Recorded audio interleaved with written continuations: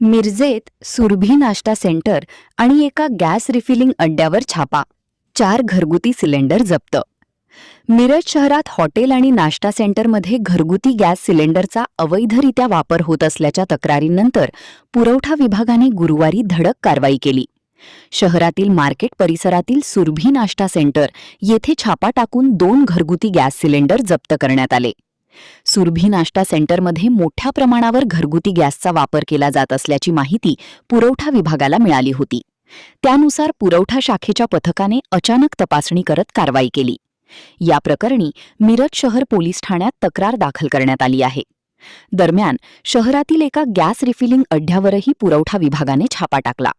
या कारवाईत 2 घरगुती गॅस सिलेंडर आणि गॅस रिफिलिंगसाठी वापरली जाणारी एक मोटार ताब्यात घेण्यात आली.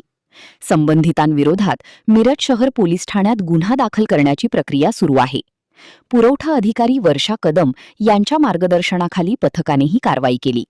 शहरात घरगुती गॅसचा व्यावसायिक वापर आणि बेकायदेशीर रिफिलिंग करणाऱ्यांविरोधात पुढील काळातही कारवाई सुरू राहणार असल्याचा इशारा पुरवठा विभागाने दिला आहे. महान कार्य न्यूजसाठी आदी माने, मिरज.